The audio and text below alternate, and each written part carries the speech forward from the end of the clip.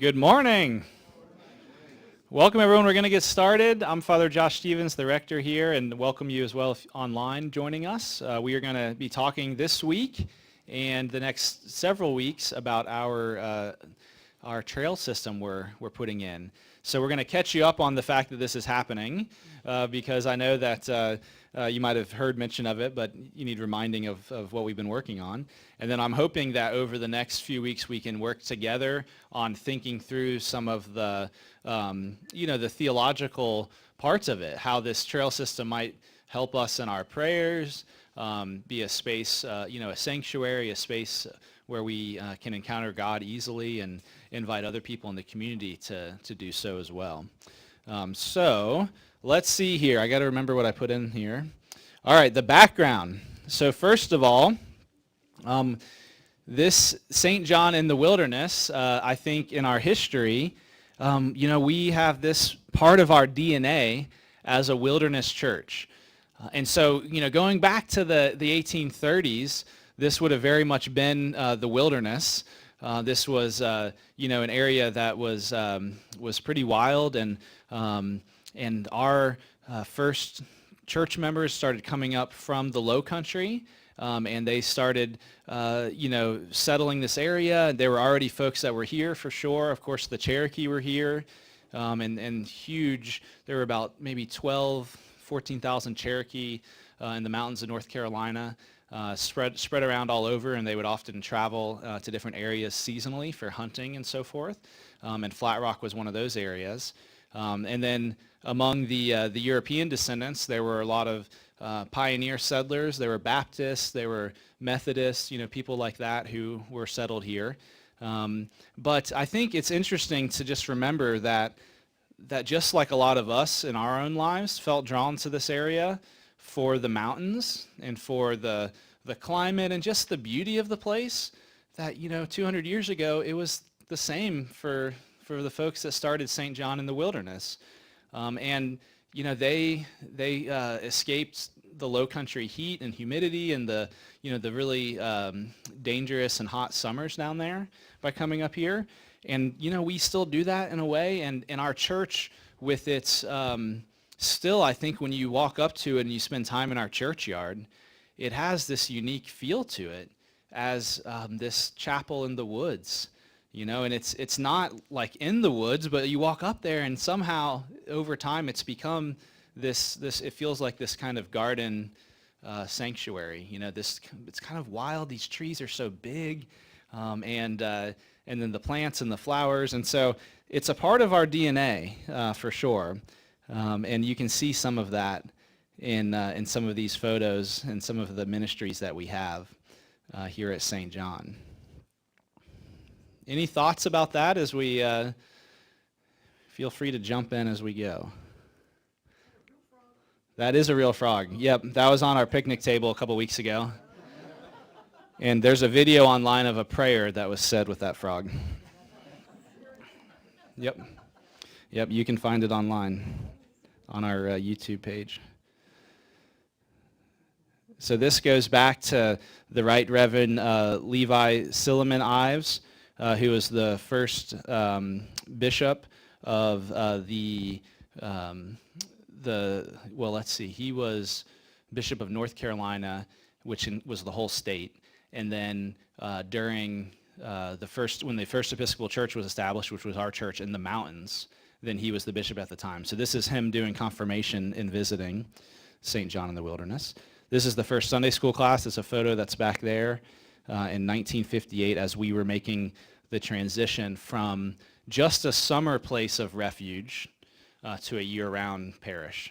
So that happened in 1960.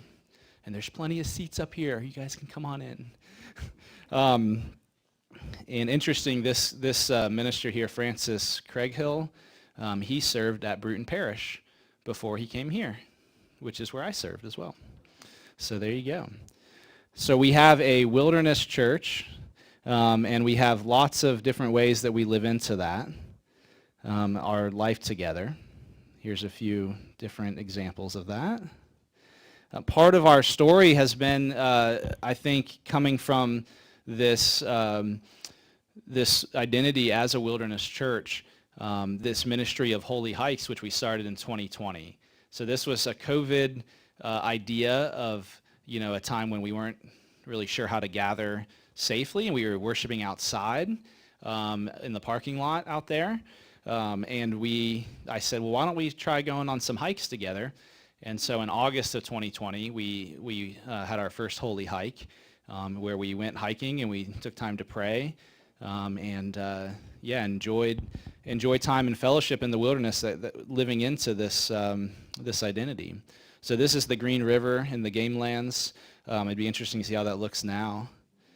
And then this waterfall, I rode by this on Tuesday. This is off of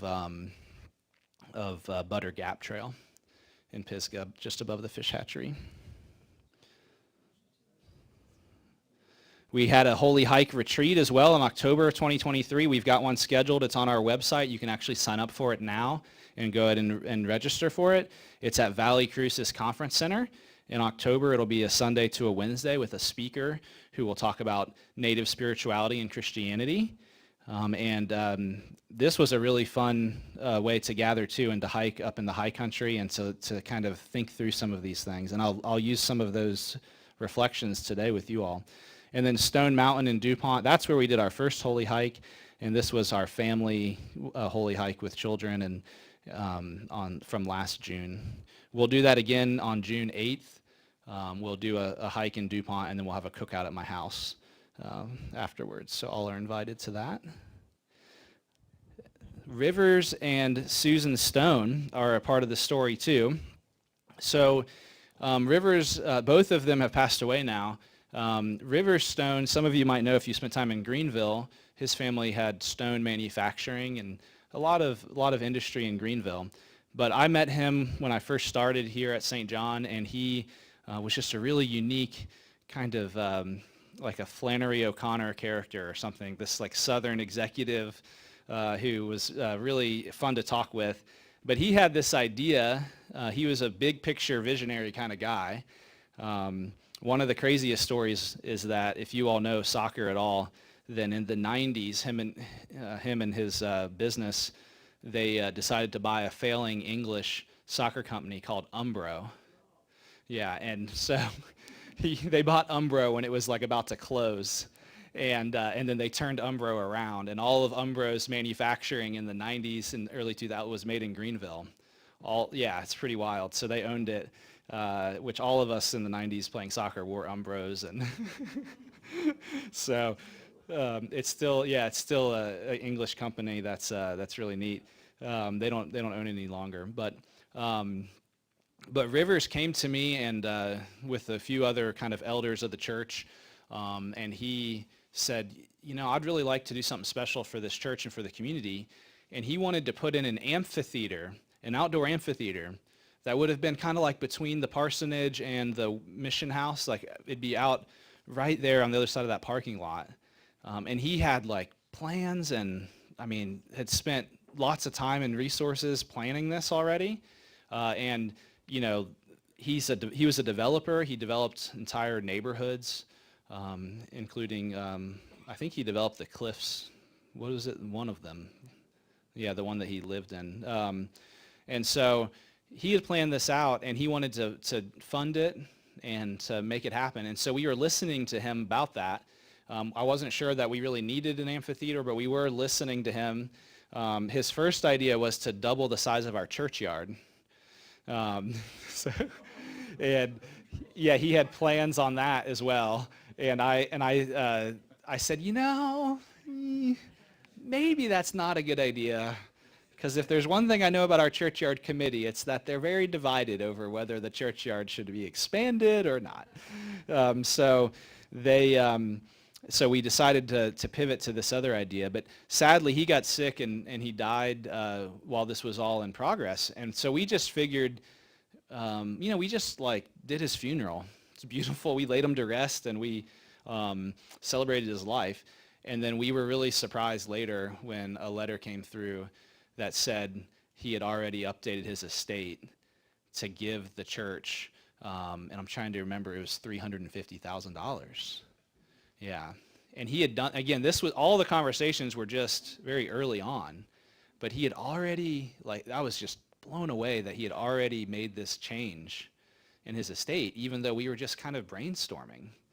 So he was really genuine in his desire to do something, and he left it for the vestry with no strings attached even, for us to use it however we would like.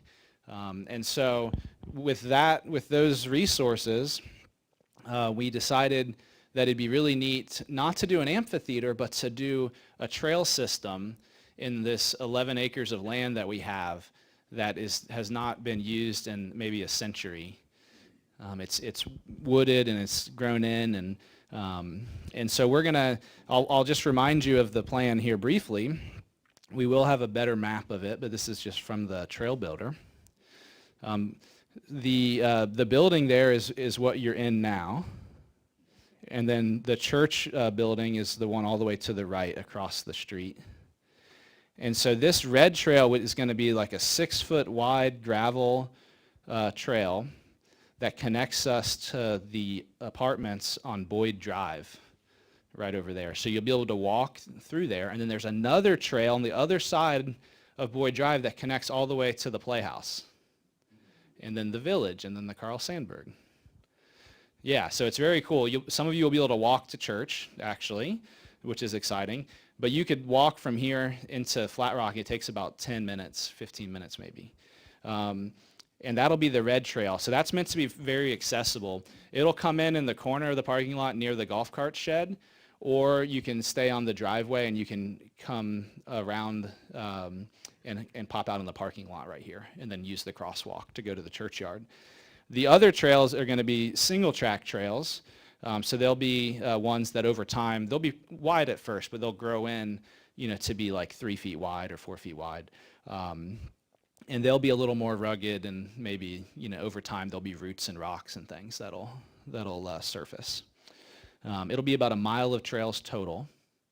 And there's also going to be some interpretations of archaeological sites back there, because we've, since all this started, we found record of these receipts from work done on servants' quarters from like 1870s. And so when you hear servants' quarters, though, at St. John, then you think, okay, were these actually slave quarters? Because the way that people talked about enslaved people here, and including into today, is often they'll use the term servants, which is really just an evolution of it's just a way we found to make ourselves feel better about slavery, is what it comes down to. But people say that, and that's that's just, again, they're using the vocabulary that they know, and so it's it's okay in that sense. But we wanted to see, were these quarters actually for the enslaved? Were they pre-Civil War, or were they after? Because it could go either way with the evidence that we have. And so John Barker has found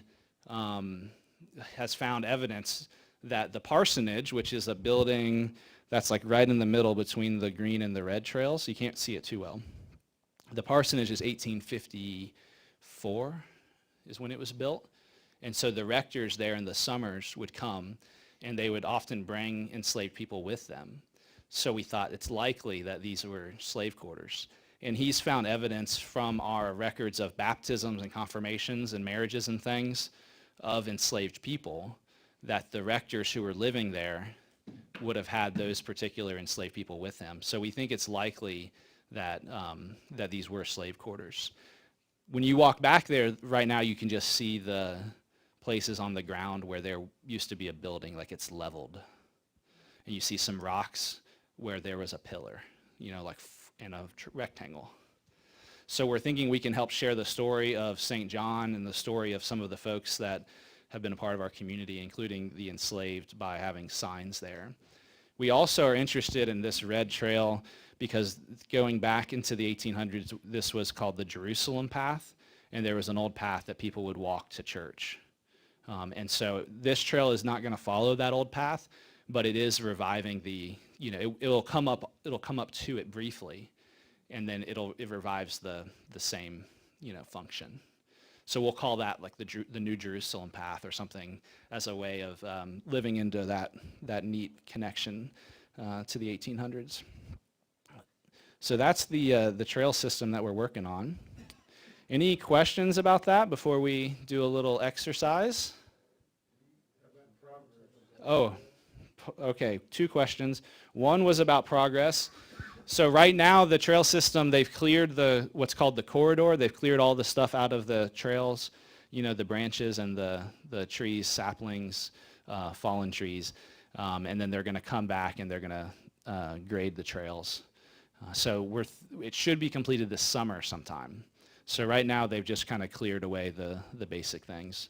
And we've planned kiosks for the trailheads, benches, and an outdoor meeting area that's in the woods, something like a summer camp would have. So wait, one second, and then Mike, you had a question? Yeah, they'll be more of single track, so they'll be less accessible in terms of if you have difficulty hiking in the woods. So they'll be a little bit more rugged, and they're just snaking through the property through some of these historic sites. So yep. Yeah. What was your question, Dale? For the work, we hired a local trail builder, Long Cane Trails, and his name is Todd Branham, and he has worked with Falling Creek a bunch and other places. We looked at some of the work he's done, and so we've hired a professional trail builder. They're using machinery and everything? Yes, they're artists with excavators. So with a mini excavator, which can be as small as 3 feet wide or 4 feet wide, they'll make the whole trail. So they've done a lot by hand now and with chainsaws, but they'll be bringing in the mini excavators. So, and we're hoping to gravel the driveway as well. That's on our list. We just got a quote for that, though. To do the whole driveway, it'd be about $20,000. So we're trying to see if we have the money to pay for that. Any other questions? What do you mean by the driveway? Well, the driveway is the parsonage driveway. Thank you for clarifying. So the parsonage has a driveway, which is not on this map, but it goes from Greenville Highway to Rutledge. And it's kind of like a crescent. And so the trail system crosses the driveway 3 times. And one time, you can walk along it. Again, we're keeping people away from the house because people rent that out and live there. But we're trying to, to update and do some improvements to it. So, yep. Father Josh, could you show us on the map that we're looking at where the Oh, yeah, sure. So the parsonage is right here. Yep. And then the driveway, you can't, the driveway comes like this. And then this red line is the driveway right here. So that's where you can take like the Jerusalem path all the way to the church if you want to skip the offices. So the driveway goes like that. One of the exciting developments, though, from this has been that we're going to get a map made of the property. And a lot of you all have used the maps for Pisgah National Forest and DuPont. And they're made by Pisgah Map Company, which is a local Western North Carolina company. So they're going to make a map for our whole property for us. And it'll include the church. So it's going to be a really lovely, beautiful map of the property with buildings on it, which if you've ever gotten lost trying to find something, on the property, then it'll be cool to see that. So if someone's visiting, they can really see where each thing is. Yep. So we have trail builders right within the congregation here. And, did you ever consider using some of those folks? Sure, yeah. Yeah, I don't have trail builders that I know of that can use a mini excavator the way I need them to. But we're going to have to maintain the trails, and so that's going to be part of the ministry of the church.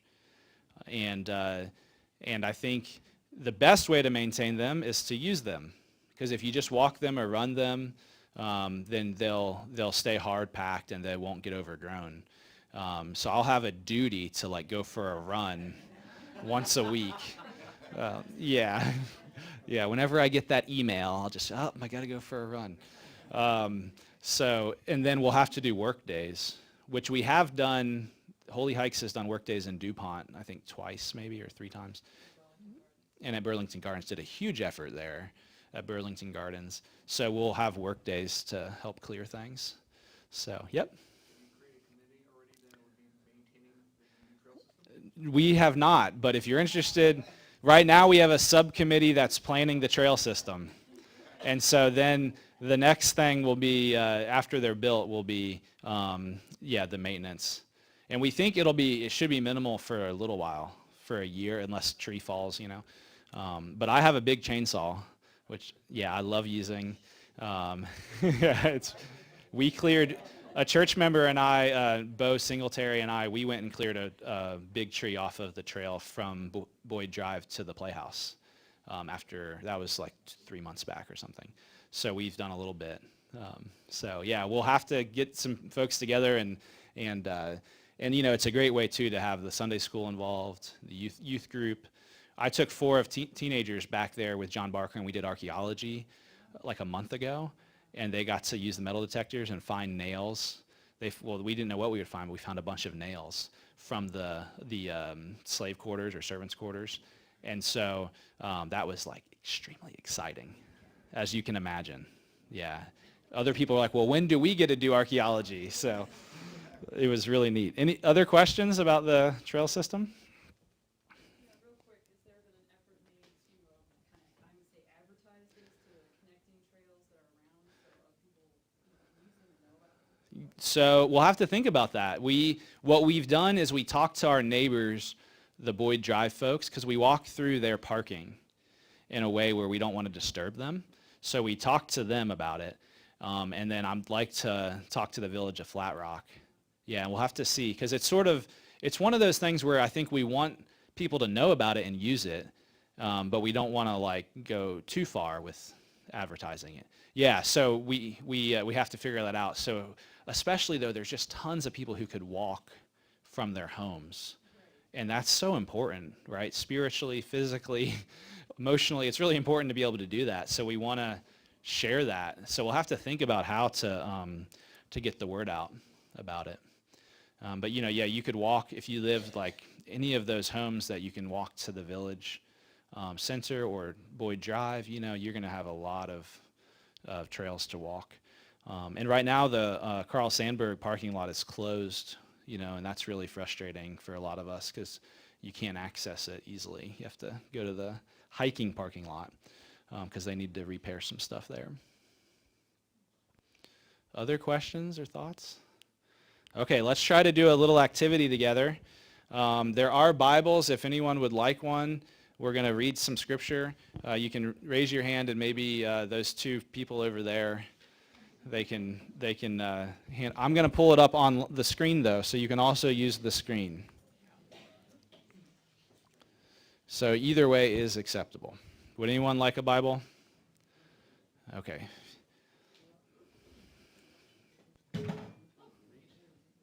Okay, so this is Mark chapter 1, verse 1.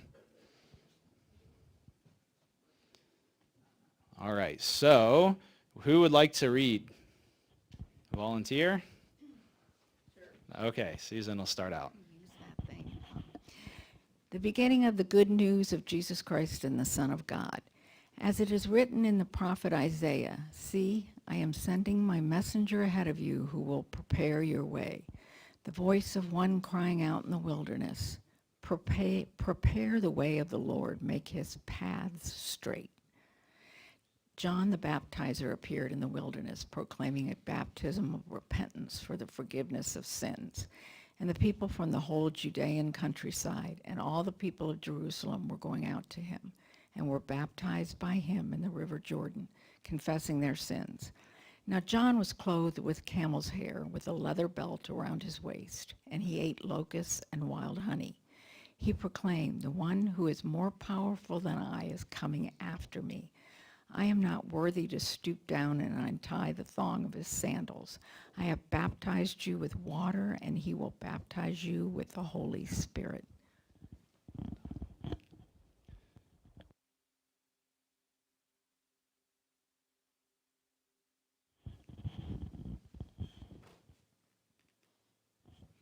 In those days, Jesus came from Nazareth of Galilee and was baptized by John in the Jordan.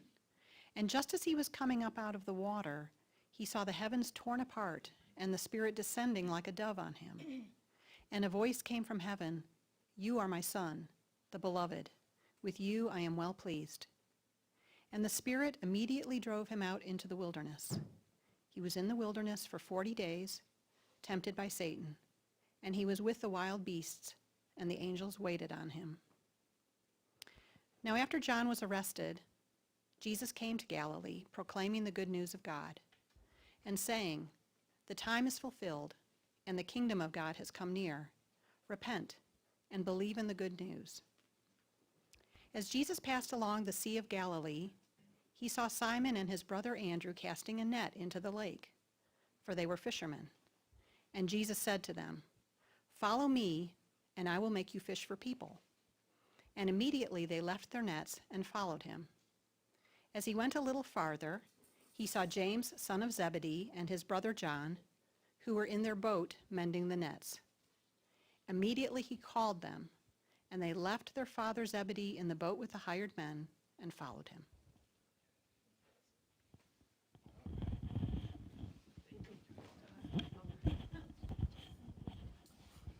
Okay, thank you all for reading. So we're just going to start with a couple of questions here, and I'll pull back up the sections of the text. All right. So the first question is, where did John the Baptist appear? In the wilderness, it says. And specifically, what did people find him doing? So he was eating locusts and wild honey. Yep. And he was baptizing. So he was, as Diane's point mentions, he's kind of clothed in wilderness. He's eating out of the wilderness. And he's standing in a river. He's literally in the Jordan River baptizing people. So people are leaving behind their homes in the Judean countryside and in the city of Jerusalem to go out deeper and farther into the wilderness. Why are they setting out on these dusty roads and winding paths to go into the wild? The answer is simple. It's to encounter God there and to be baptized into this new thing that God is doing. People are making a journey into the wild, and they're wading into the river's waters. And they're in good company, right? Because it says in the scriptures, in those days, Jesus came from Nazareth in Galilee and found John in the wilderness and was baptized by him in the Jordan. So Jesus both ventures into the wilderness himself and wades into that river. He makes the same journey into the wild. And people encounter Jesus, God incarnate, for the first time in his ministry, not in a temple or a synagogue. He's not, in a structure that's made by humanity, but they encounter Jesus in the wilderness. So then if we continue with verse 12, after Jesus is baptized and the Spirit anoints him, God says, "This is my beloved Son," then what happens next? And then the Spirit immediately drove him out where? Into the wilderness. I wonder what that's all about. And someone said, how long was he there for? 40 days. That's a long backpacking trip where he was tempted by Satan. And who else was with him? Yeah, isn't that interesting? The wild beasts and the angels. Well, that's kind of neat. So here again, the wilderness is a place where identity and purpose, in this case of Jesus, is put to the test.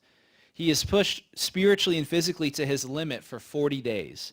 And it also would seem that he encounters God there because we hear of God sending messengers, and perhaps even somehow God's creatures are present to him in a unique way. Some of you have had experiences where God's creatures have been present to you in unique ways. So just a few more questions. Next, in verse 14, we find Jesus returning from the wild to Galilee, where he begins to proclaim the kingdom of God. It's at hand, he says. Next, he keeps walking, and he begins calling disciples. So question, where does he encounter Simon and Andrew and James and John? In the Sea of Galilee, right? On the edge of it, in boats, fishing. It says, as Jesus passed along the Sea of Galilee, he saw Simon and his brother Andrew casting a net into the lake, for they were fishermen. And he said, follow me, and I will make you fish for people. And immediately they left their nets and followed him. And then going a little farther, he saw James, son of Zebedee, and his brother John, who were in their boat mending the nets. And he called them also. My point here is this. What if where these stories happen is not a description, but a prescription?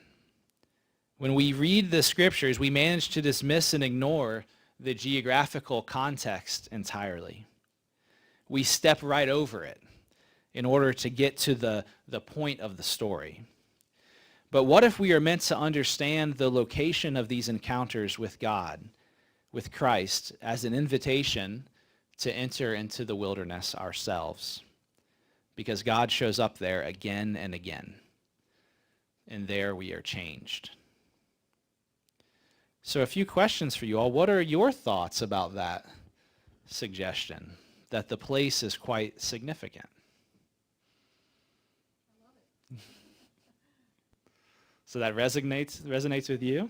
Okay, I'm going to walk around a little bit, and I'll hand the microphone over to you, because maybe we'll get Catherine to say why it resonates. Come on! Why do you think the wilderness? Well, it's a place where things are unexpected. You don't know what you're going to find and see. There's something about it that draws you into a state of sort of meditation and appreciation, gratefulness, seeing the expanse of things. It makes you feel God's power, the glory. I mean, it's beautiful. It just generates a lot of those, it generates worship, in my opinion. That's beautiful. Thank you. That captures it very well. Other thoughts to that question about the wilderness being maybe something that we shouldn't step right over, but actually a call to, to go there? I'm going to piggyback on what Catherine said. For me, I will mirror my husband. For me, I will mirror my husband's words is, you must be quiet in the wilderness in order to sensate and feel and experience. And sometimes I admit I get to talking too much. No. And I have to, he has to remind me, be quiet, because it's when I'm quiet that those feelings can come into me. And I think we've all experienced the waterfall. To me, there's just something about a waterfall where you sit and you do nothing but look and you feel. Sometimes when I'm with my granddaughter particularly, she's skipping around and there is an individual on a rock observing, and she hasn't figured out. He's meditating, he's feeling, he's sensating. And I think that's important for all of us. Thank you. That's beautiful. Yeah. So other thoughts? Here you go, Ken. It strikes me that everything you've mentioned, the sea, the lake, the wilderness, are all things God made, not man. I remember this great quote from, I think it was from a Tennessee state senator when mountaintop removal mining was really kind of, in my opinion, was out of control in West Virginia mainly, in Kentucky, but other places too. And they were, in Tennessee, they were really close to outlawing it, but I don't think they ever did. But he had this great quote that said, when man destroys a mountain, he exceeds his authority. And when man tries to rebuild a mountain, he exceeds his ability. Yeah, which captures something of this, what Kim said, that none of this, these are not things we can make. They're so complex. And so they actually tried that with mountaintop removal. They tried to recreate the ecosystems, and they found that, they just couldn't. There's no way to do it, at least not in any sort of short term. So why don't you just shout out to me, what are some of the experiences, some of the the places where you encounter God in wild places? What are some of the places where that happens for you? Yep. Sanford. We were there yesterday. You haven't gone. It's heartbreaking. I mean, the trails are open. The one trail's not. But I mean, you see the power of Mother Nature. Yes. So the Carl Sandburg. Yeah, absolutely. Where do you all go to encounter God? Where are places you found God shows up? Yeah, and it can be close to home too. It can be in a garden or on a porch where there's a bird feeder. Those are places too where we all of a sudden we encounter something wild and divine. Other places for you all that are sacred like this? The ocean. Yeah, absolutely. I grew up at the beach, so I can relate to that.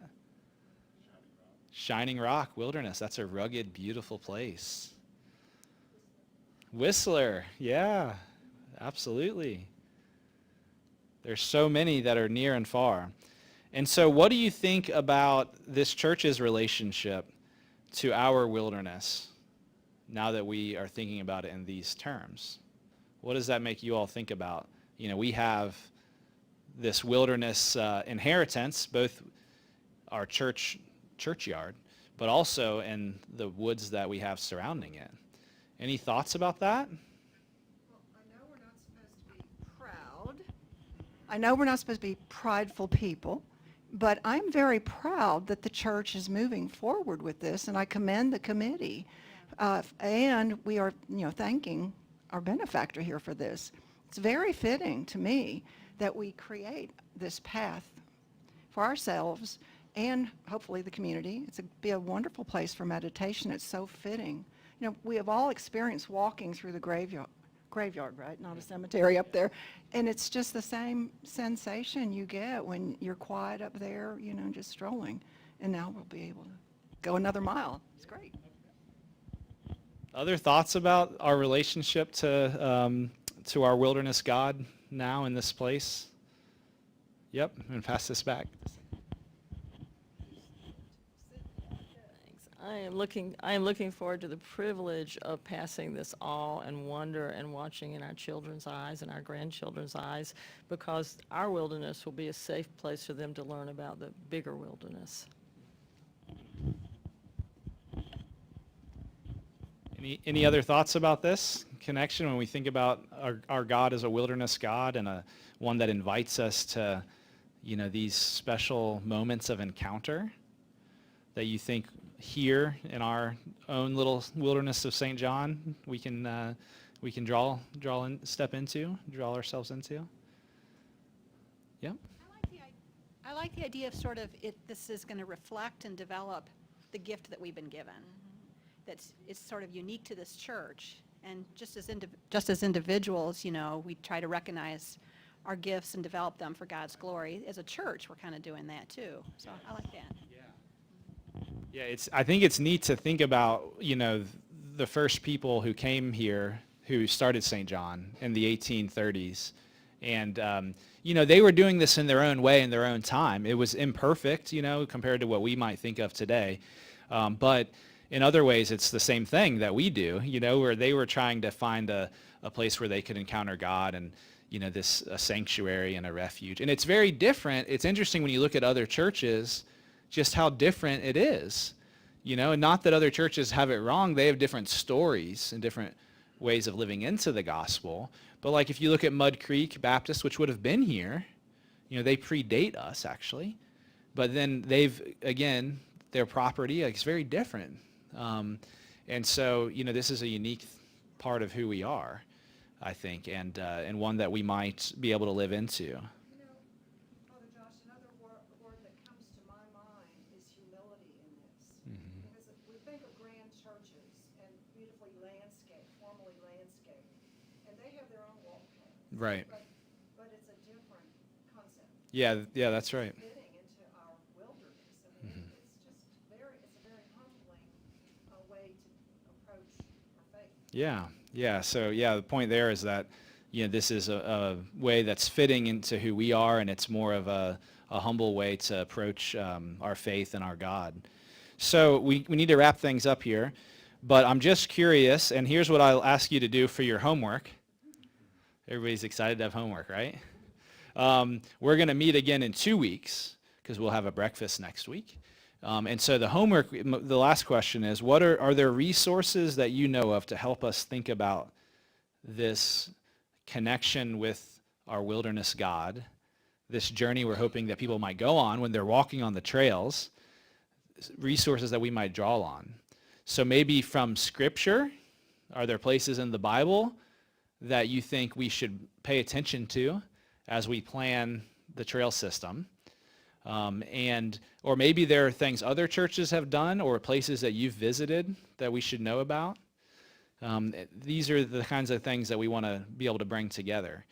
So that's your homework. Does anyone want an even more specific assignment? I can give you one if you'd like Bible passages to research. I have a few.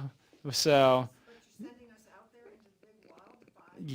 yeah, it's interesting, right? And I'll show you. Let me see if I can show you a fun experiment real quickly here.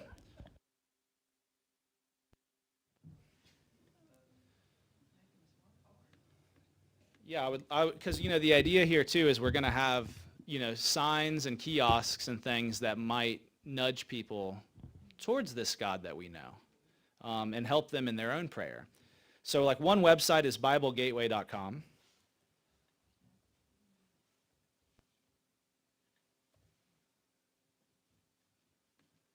So this is just a fun experiment here. So you can select the version. So I'll go to NRSV and let's see here,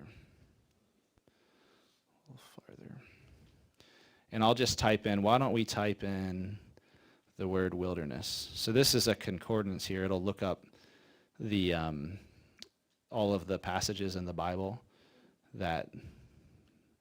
where this comes up. Okay, so in the Bible it says in this translation there's 284 mentions of the word wilderness. So I was just doing this the other day. So let's try the word mountain. 284 for wilderness, 363. Yeah, so let's try the word river. 171. Yeah, so there's a lot in the scriptures where I think we might pay attention to them differently if the context in which people encounter God is not just something that is by happenstance, but actually an invitation to this God, our Creator. And so we want to live into that in this trail system. So I'd encourage you to spend some time researching. I'm glad to give you specific assignments if you'd like about Bible passages, or you might just want to do some research on trail systems that you remember visiting, or church trail systems, things like that, meditation stuff, anything like that. And we can try to bring that together in 2 weeks and see where we can go. Things like what these signs might be that are helpful, what we might name the trail system. Those are all conversations I'd love to have with you. Okay, so thank you all so much. I've got to run over to the 11. Appreciate you all very much.